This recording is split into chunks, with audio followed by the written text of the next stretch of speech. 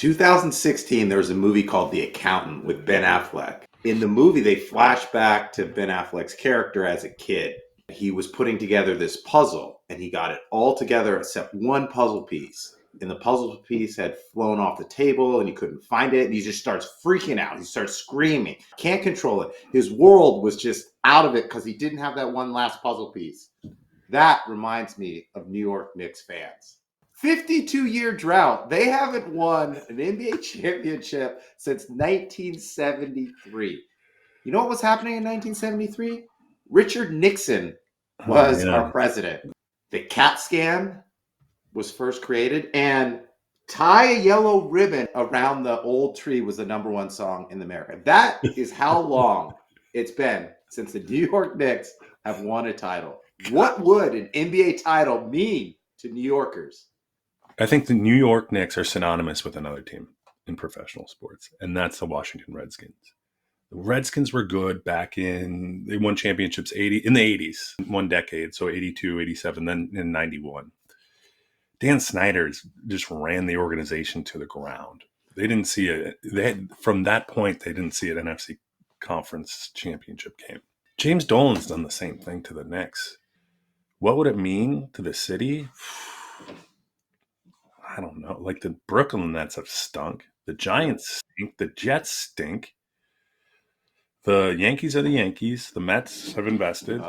But for the most part, New York hasn't had a title since the Yankees, right? It would mean, gosh, I don't even know. Jalen Brunson would be lauded for go down in lore. Bernard King's still looked at as like the godfather of basketball for the New York Knicks. Jalen Brunson would take that seat, you got to think. Easily. Every borough, every subway car, every bodega, every pizza joint would go crazy. It would be electric.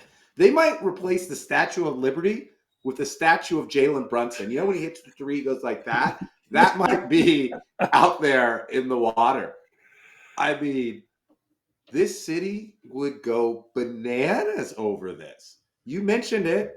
Bernard King, Willis Reed, Patrick Ewing, John Starks, Linsanity, Melo, all these greats, all these memories, all these hardship losses. Remember the Reggie Miller?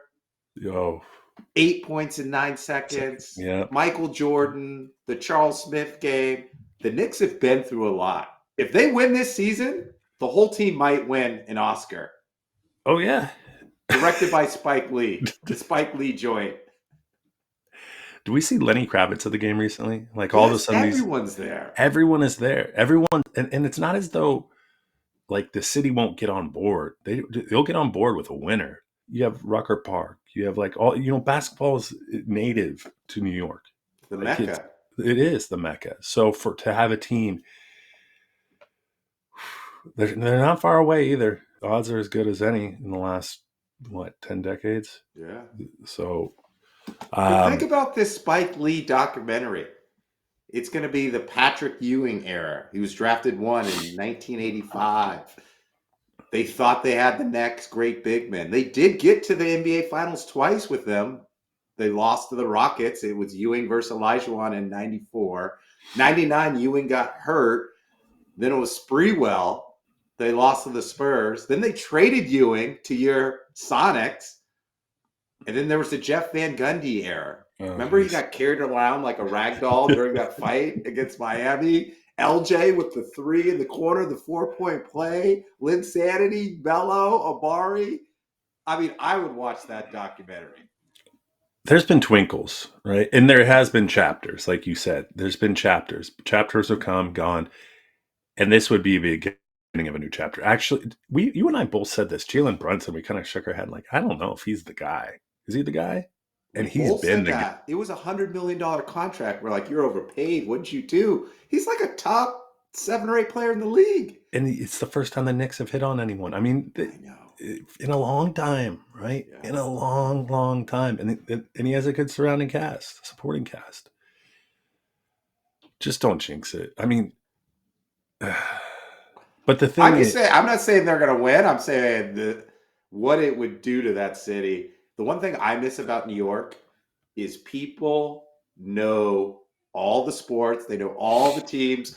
And when there's a team in the playoffs, whether it's the Giants when Eli was going through his thing, we were there during the Jeter years. The city goes nuts. Every sports bar, every work, everyone is watching, and the city is electric.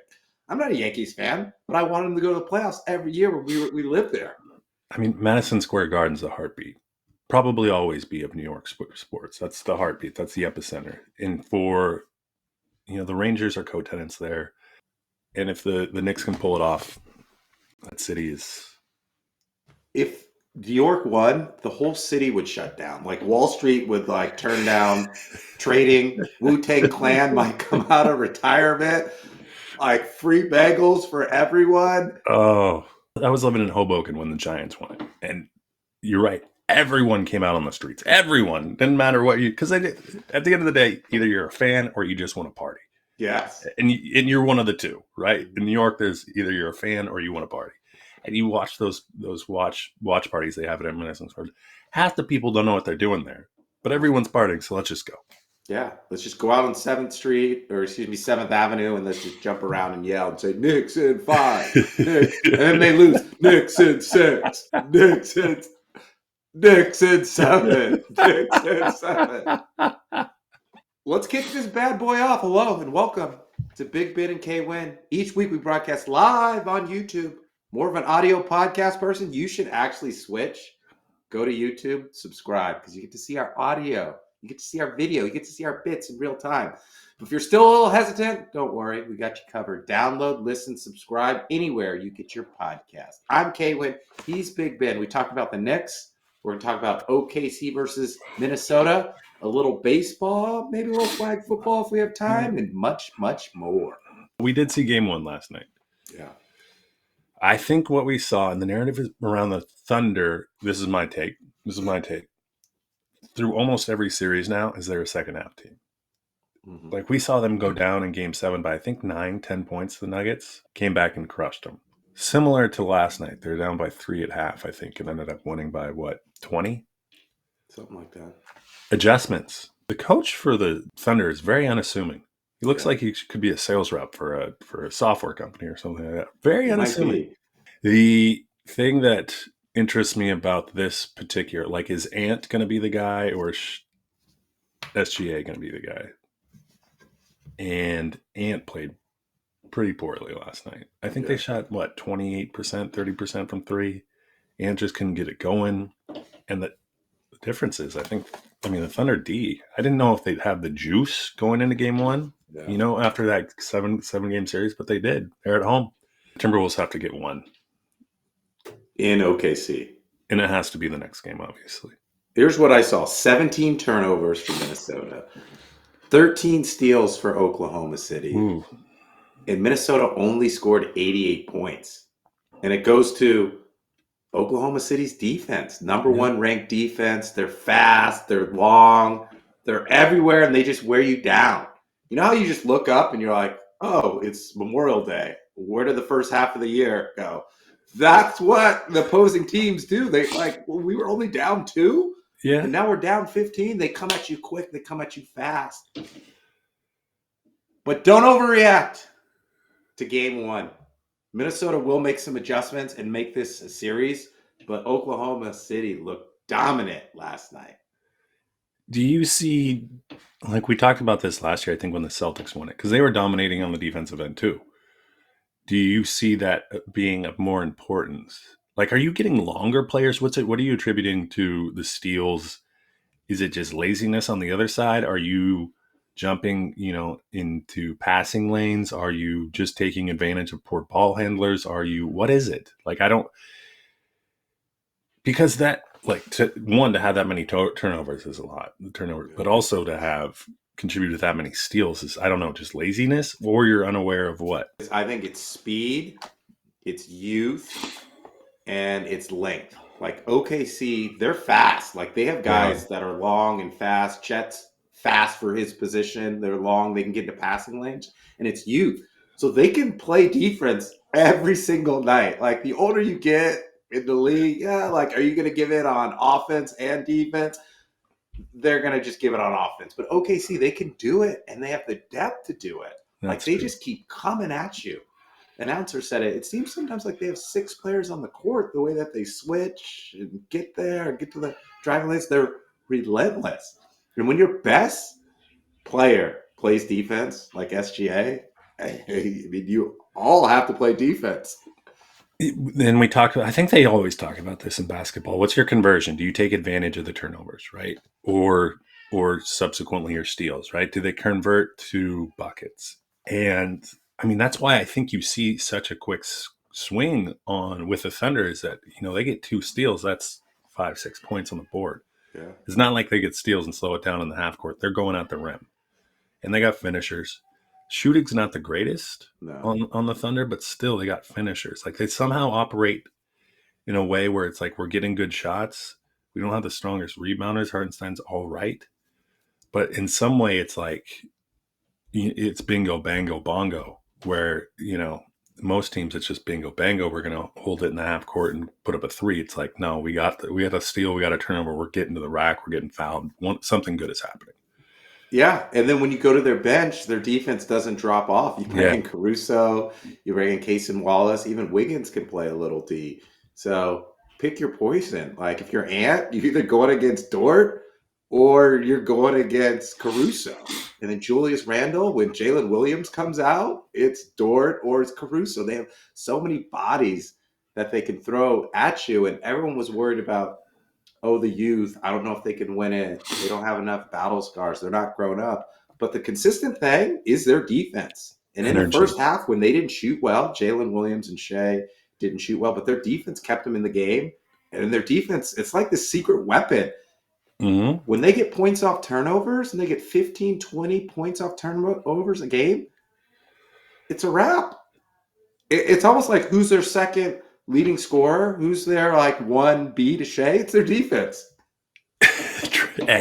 In playing basketball, when you start forcing shots, when you're like, God, we got to get a shot up and we got to get Ant a shot, then all of a sudden you're forcing things, right? You're coming off the screen, you're taking a contested 3. And that's where the momentum to the other team starts coming in. Like you don't feel like you can get in your set because your set's not working against the defense. So then all of a sudden you're going more one-on-one.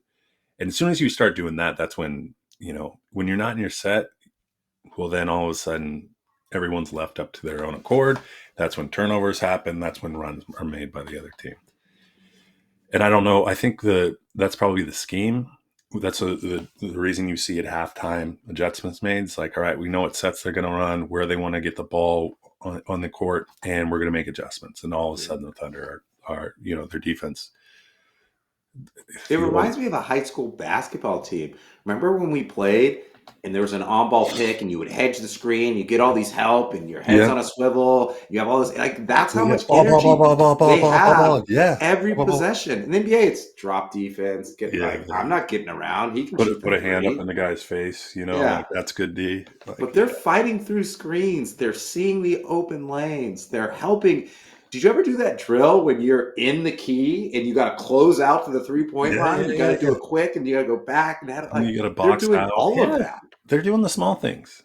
Like, and that's probably, and you're right. They're not so jaded where they don't feel like they need to, like they probably know they're not amongst outside of SGA, but even Jalen Williams is kind of that guy. He's like a Chris Middleton guy. Like he's going to go do what needs to be done. He's going to read from the script.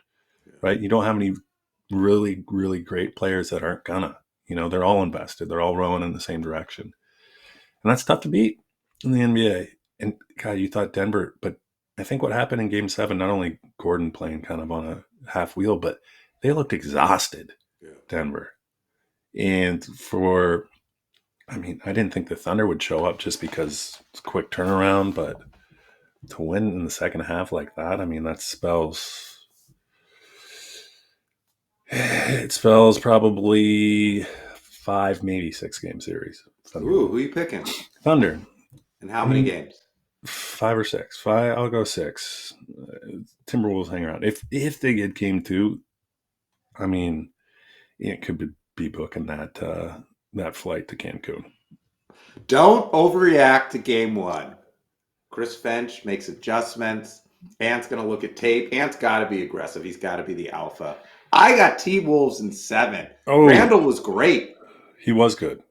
Ant was okay. McDaniels had 7. Their bench, 5 from 28 from threes. Naz Reid didn't really do anything. I think he was 1 for 11. They got to get more from their bench. Randall, I don't think OKC has an answer for Randall because of his physicality and his strength and all of that. So they just need Ant or Naz Reid or some from the bench to step up. I think they do that. T-Wolves in 7, baby. No, okay. All right. I could see it either way. Maybe. Probably not, though. I think you're wrong. Candidly, I think you're wrong. I think Ant, what is this? Ant's 4th year in the league? I don't think he's mature enough to play within the offense. Like, I feel like any good player, right? You're like, give me the ball, I'm going to take over.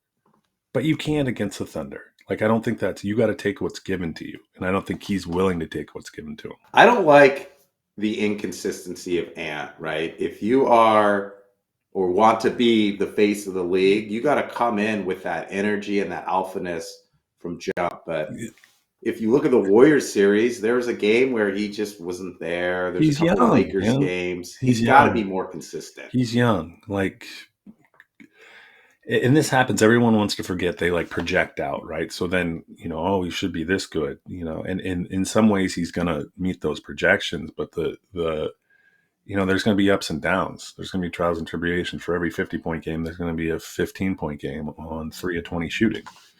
And it's just becoming more consistent and playing within the game. Ant's going to try to take over the game. He's the best player on the T-Wolves. Everyone wants him to be. He's got a shoe contract. He's in commercials. Like, that's going to play into the narrative of him he wants to be the superstar. Does he want to be the superstar or does he want to win? Sometimes you can't have. Well, maybe that's the difference. Shay's in year 7, Ant's in year 4. Exactly, yes. Shay's averaging 30 points a game in the playoffs. He never really has an off game. You just know that he's going to have 30 He takes points. what he can get, what he's going to give him. He knows how he's going to get his buckets. It's weird. He never scores. He scores like 31 points 90% of the time. Like, he scores his average. He gets what he's going to get. He knows what he's going to do. He plays defense. And I don't think you can say that for Ant. Like, you see the 50-point game and then you see the 50-point game. Well, I said a couple weeks back, it's like a 3 or he's getting to the lane. There's got to be another element to how he scores. Like, if it's going to the post, like, I think he's still figuring out how to pick and choose his spots. Yep. When the other teams are doubling him and forcing him to give up the ball, he's either got to go to the post or he's got to get to the wing and do something to get the ball in a different area. Because if he's just dribbling up, they're going to send 2. He's got to get rid of the ball. If it's an on-ball pick, they're going to hedge it. He's got to do something different. I agree. He'll get there. Year 4 is, how many years do you play in the NFL? Or, NBA? 12, 15, somewhere in there? Something like that. Right? Your peak. Forever if you're LeBron. In perpetuity. Yeah. Let's talk baseball. All right. You got an Orioles hat on. Most disappointing team in baseball. Yeah. Most would say that they just fired their manager, I believe. He gone. They play in probably the toughest division in baseball. Not this year. Well, no, that's what I'm saying. Because if the Orioles were good, they would be probably one of the tougher divisions in baseball. But the Rays are down a bit. The Orioles are down a bit. The Yankees are who they are. The Sox are middling at 500. And you look out across the landscape of Major League Baseball, everyone's already said that there's probably 6 to 7 to 8 National League teams that are better than any one American League team. I mean, as of yesterday, the Yankees had the same record as the Seattle Mariners. That puts it in perspective. But I do want to talk about the AL West. Let's hear it. The Angels, you brought this up. The Angels were leading. Were gone. Just 2-8. Just obliterated. They're probably sellers at the trade deadline. But and then you look, are the A's really the A's? Yeah, they are. They're 22 and 28. Like, the reason that everyone says the A's look good is because they didn't expect the A's to do anything. They haven't won series. They played the tough teams. They went 1-3 against the Dodgers, or 1-2 against the Dodgers. They've got the youth. They've got the baseline of youth. They went out and signed some players. But what does youth get you? It gets you guys ABs. They're going to continue. But and early in the season, as we've seen with who's the guy batting leadoff? He was batting 400 nearly. Jack Wilson. Jack Wilson. You can't. Jacob Wilson. One of the Wilsons. Owen Wilson. He can't keep his legs. He's just in the box, just boom, boom, boom, boom, boom, boom. That's only going to work for so long.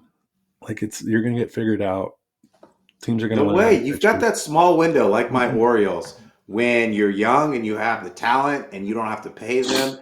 You can be competitive. You can get to the playoffs. I think the A's are there. Name one other pitcher on the A's besides Severino and their closer. I don't know. Yeah, exactly. Like that's. But I can't name other pitchers on the Mariners either. Sure, you can. Come on. Gilbert. Thank you. Keep going. It's like Garcia or something. Castillo. There you go. Keep going. That's all I got. Wu, Miller. Who else do we have? Emerson Hancock's pitching okay. We got George Kirby, who's still in the. The point I'm bringing up is like the A's only have so many pieces. They have like 2-3 pieces maybe. Like that just doesn't get you there. So what is it? It's 2-team. Oh, A's have lost 7 straight. Exactly. Thank you. 2-team race. Who are you betting on? Or 3-team race? Rangers, Astros, or Mariners? I'm going Rangers. They are now what? How many games behind? They are 3 games behind. They haven't been playing their best baseball. A lot of their players are hurt. I looked at their run differential earlier in the week. I think they had scored 166 runs, given up 165. Their offense is towards the bottom. Marcus Semien scuffling. Jock Peterson scuffling. Ooh, Jock. Corey Seager on the IL. They just really haven't clicked. But what has clicked is their pitching. Their pitching is like top 5 if you look at advanced metrics and their stats. It's been keeping them in the game. They fired their hitting coach. They brought in your boy, Brett Boone. Bat Flip Boone. Ooh. I think the Rangers have been just hovering. And when the summer heats up and that Texas heat heats up, that ball is going to start flying out of the ballpark. When Seager's back, he's going to complement Wyatt Langford, a rookie who's been playing well. God, I think it's Josh Jung who's hitting well. Evan Carter is on the IL. He was a big part in their World Series win. Rangers are going to heat up like the Texas summer. I go Rangers. Astros, they lost too many people. They lost Tucker. They lost Bregman. They lost the ability to steal signs. They're out. Mariners, I don't know if I trust their offense enough. I know Raleigh was hitting. I know Polanco was hitting, but I don't think that they can sustain it. Give me the Rangers because I think they're the best all-around team, and they have the veterans that will come alive and figure it out offensively. I would agree with you. Look, it's about names, right? About known commodities. Like the Mariners have gotten by with guys that you just head scratchers. Like, how's this guy producing? Luis Rivas. Like, we're going like, how does that guy hitting even close to the Mendoza line? And he's doing it, and he's getting key hits, and that just at some point runs out. There's a reason guys are on or DFA'd. There's a reason guys are landing in your lap, right? There's a lot of different reasons. And I think what the Mariners have tried to do this season is pick up guys where it's like we'll plug him in for a bit before he gets figured out, how to pitch and all that. And we'll see if we can ride him for a spell because we got a lot of injuries. And the pitching, we haven't had Kirby. We've got who's the guy you mentioned? Who's our big dog? Gilbert. He's been out. So it's effectively, can we somehow ride these guys that no one knows about yet? Get some base hits. And it's worked for the most part. But you're right. I think we're going to come back down to the mean. Right now we're winning at a 580 clip. Where normally we got to come back to 540 just to be in line. And I think the Rangers play better down the stretch. I agree with you. It's still early. It isn't even May. Or excuse me, it isn't Memorial Day. But I will say, just having the Mariners show twinkles of kind of hope. And we lost a 1-0 game last night, but still, as soon as we lose a 1-0 game, is this the demise? Are we headed down?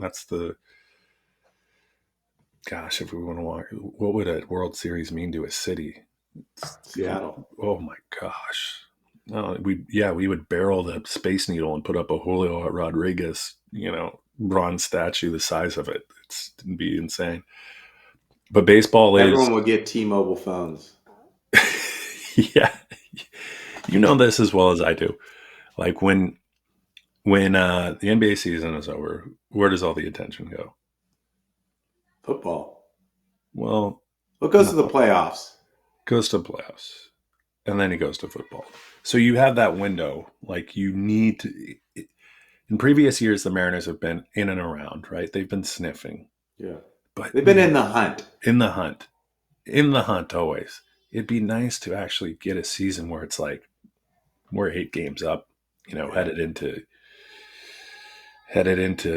late August, and just see what we can do. And if all the arms are healthy, back to what I said about the Athletics, all the arms are healthy for the Mariners. It's a ticket. That's defense, right? Pitching is defense. Yeah. Defense wins champions. Well, that's how you have to win in the Pacific Northwest, where the ball gets lost in the dense fog and the weather. You've got to build your team around pitching and defense. The thing that's been missing from the Mariners is how to manufacture runs and timely hitting when runners are in scoring position. That's really what they've missed on the last couple of years, because they haven't been able to get the right pieces. Yep. Because hitters don't want to go to Seattle. It's hard to trade and find someone who can just hit doubles, right? You got to be like a gap to gap kind of hitter to succeed there. And man, if there's one guy that's played up to his contract, how we see players sign. Simeon's a good example. Signed a massive contract with the Rangers. Hasn't even lived up to his bill. Got him a World Series. He did. Yeah, well, I guess your return is vetted there, right? And then whatever he does afterwards, who cares? We paid that much. Cal Raleigh signed like a $100 million contract for a catcher. That's a lot in this day and age, right? You probably have 4 to 5, 6 catchers that you go, okay, they're everyday players, and I'd play them if they played a different position because they're good enough hitters. Raleigh has lived up. He's, I think, second in the league to either Ohtani or Judge in home runs. Without him, the Mariners are nowhere. Exactly. Nowhere. Like, nowhere. So, his nickname's the Big Dumper, which I can appreciate, too. Who's winning the NL West? Anyone but the Dodgers? I'm going Pods. Mariners swept the Padres. Swept. I know. It's a long season. These things kind of happen. Pods win. Dodgers, Giants get in the wild card. Okay. God, you'd love that. God, you would have your household, the Padres with Jen, and then you'd have your 2 LA teams, or your LA team and your San Fran team. Would be great. And then they'll just meet the Orioles in the World Series. In 2032. Wow. All right. Let's get out of here. You get your tickets yet? My tickets for what? Brock Purdy Revenge Tour. Oh, jeez. Niners signed him. Easiest schedule in the league. 17 games. Don't we get a plus Thursday 3 in the playoffs because they'll get to buy Super Bowl. Week 2? Are you ready? It starts 2. in Seattle. That's when the Revenge Tour starts. Is it week 2? Week 1, baby. No, week 1, and then week 15 or 16 somewhere. Line up. Come on up. September 7th. I got a Murphy bed you can crash on. I'll go to the game with you. Okay. Absolutely. Oh, we might have to watch it from the Hawk's Nest, but this will be fun. Yeah. Bleachers that feel like they're going to fall over every game, but we'll make it happen. Before we get out of here, flag football.